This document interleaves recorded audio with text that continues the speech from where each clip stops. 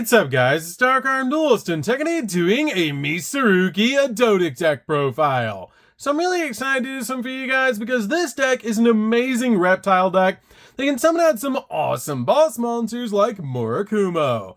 So without further ado guys, don't forget to like, comment, subscribe, hit the bell there so you can become part of the notification squad, and definitely check out the Patreon down in the description below for all those awesome rewards. So without further ado, let's go and get straight on into this. So first off, we're playing 2 copies of Murakumo. This card is an insane boss monster and has a crazy powerful effect that you can ritual summon this card with Mitsurugi Ritual. And if this card is special summoned, you can actually destroy all monsters your opponent controls. And when an opponent activates a card or effect, quick effect, you can activate this effect that your opponent can discard a card, or that effect is negated, which is a crazy powerful ability for this card to be able to do. Also, if this card is tributed, you can actually add a Mitsurugi card from your deck to your hand, accept a copy of this card, then special summon this card, and you can only use each effect of this card once per turn. This card is a crazy powerful boss monster, and it's super easy to summon with Mitsurugi Ritual. We then play a single copy of Matama. Matama is a really good one-of in the build, but I feel like 1 copy is really all you need in this deck.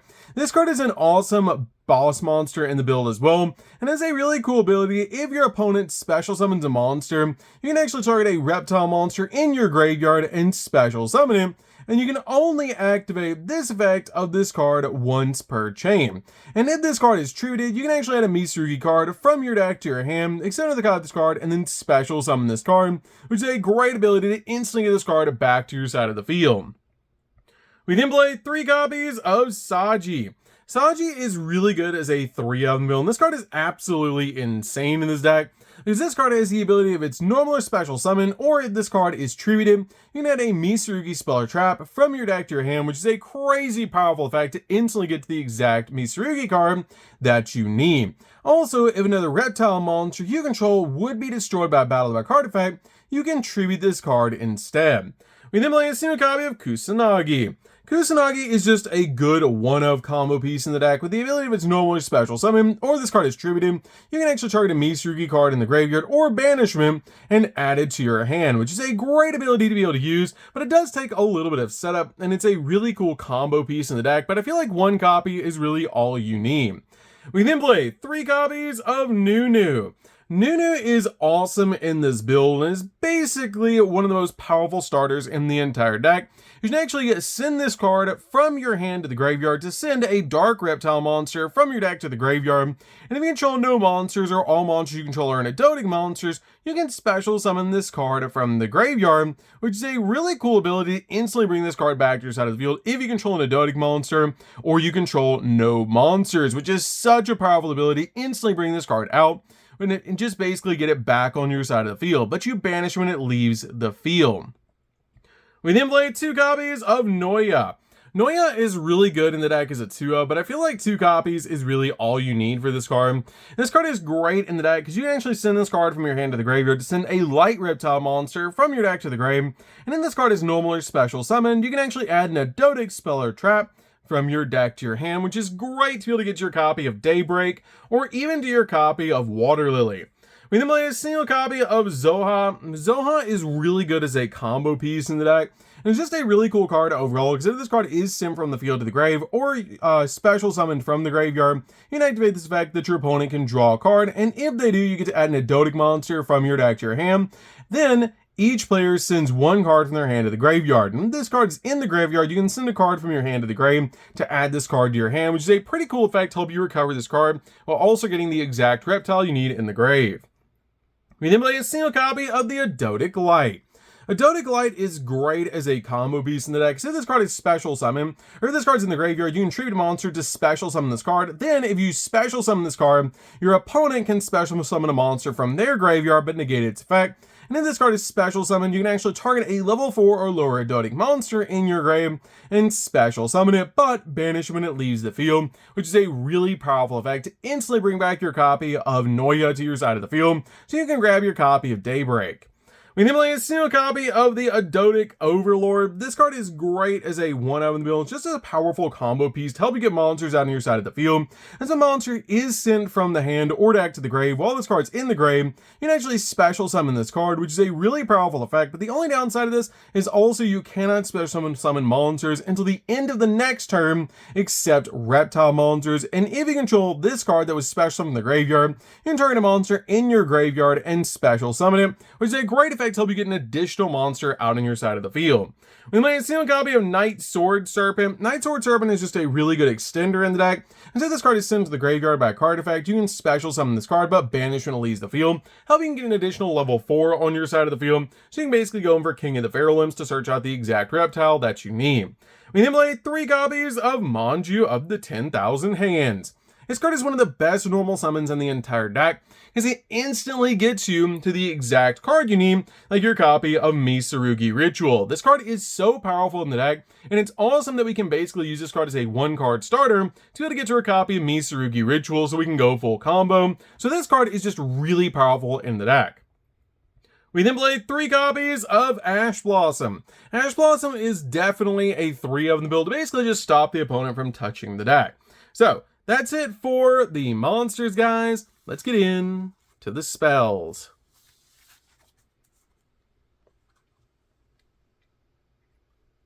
So for the spells, we're going to start with a single copy of Foolish Burial. Foolish Burial is great in the deck to help us get the exact reptile we need in the graveyard. We then play a single copy of Called by the Grave. Call the Grave is awesome in this deck to basically just stop your opponent's hand traps where you're trying to go in for all of your plays. We then play a single copy of Pot of Prosperity. Pot of Prosperity is great in the deck as a 1-of to basically just use this card to help you dig into the deck.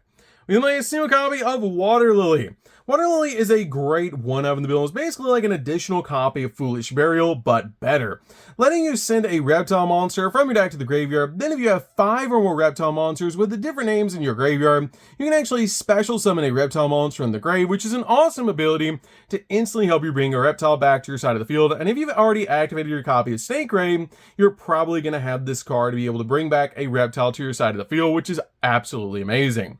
We then play a single copy of Daybreak.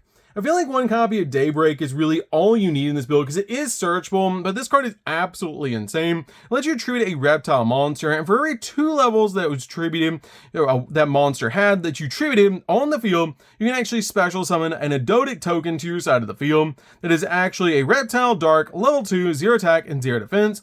And during your main phase, you can actually banish this card from the graveyard and then target one of your banished reptile monsters and shuffle it in the deck.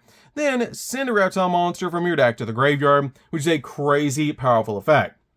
This card combines extremely well with the ritual monsters for the Mitsurugi cards, because it makes it super easy to be able to tribute those monsters, and then once you do, they'll just bring themselves back to your side of the field, while also generating you a bunch of tokens on your side of the field, which is absolutely insane. So you can basically just generate a bunch of tokens to help you link summon into some insane cards, but this card is amazing in the build as a 1-of.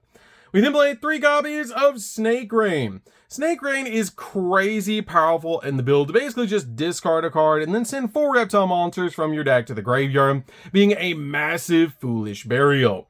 We then play 3 copies of Triple Tactics Talent.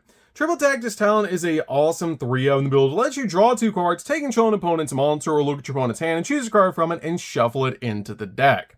We then play 3 copies of Mitsurugi Ritual.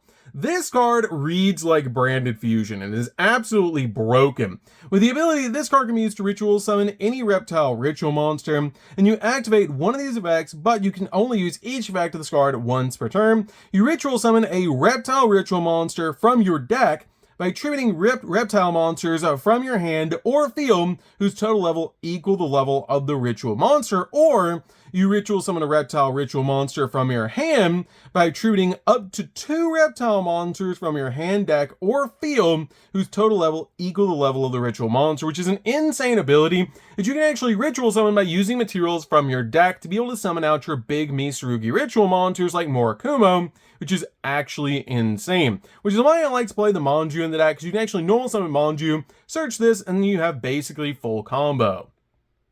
We then play 3 copies of Mitsurugi Prayers. Prayers is really good as a 3-up in the build, as this card has the ability, when this card is activated, you can also tribute a reptile monster in your hand or field and apply one of these effects, or if you tributed a monster at activation, you can actually use both effects in sequence to add a Mitsurugi monster from your deck to your hand, and then take 800 life points, and then special summon a Mitsurugi monster from your hand or grave, but it cannot attack directly, which is a really powerful effect, and why I'm playing this card as a 3-up in the build, so this card is basically a Rhoda for the deck. We then play 3 copies of Droplets. Droplets is really good as a 3-up in the build to basically just turn your opponent's field off and break their board. This card also has the attack points of the monsters and helps us get our reptiles in the graveyard, which is great for this deck. So that's it for the spells, guys. Let's get in to the traps.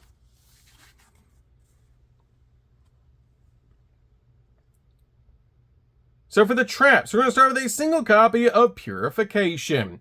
Purification is great as a 1-up in the build, and it's a really cool ability that when your opponent activates a card or effect, you can actually tribute a level 5 or higher reptile monster to negate that effect if you destroy that card. You can also banish the card in the graveyard and target a reptile monster in your grave and special summon it, and if you do, tribute one other monster that you control, which is a really interesting effect to actually tribute your monsters on your side of the field, while also using this card as a monster reborn and a negate.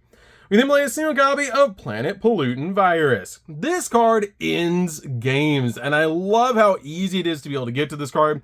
It lets you tribute an alien monster and destroy all face-up monsters without A counters, which is a insane ability that your opponent controls, and until the end of your opponent's 3rd turn after this card's activation, place 1 A counter on each monster they summon. This card is insane to just be able to tribute in one of your copies of your alien shock trooper that's in the extract, and then you basically destroy all face-up monsters without A counters on them that your opponent controls, which is a crazy powerful effect. This card is such a powerful 1-up in the build, and once you resolve this card, you're probably just going to win the game.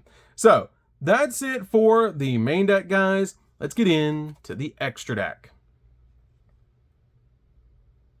So for the extra deck, we're going to start off with 3 copies of Echidna.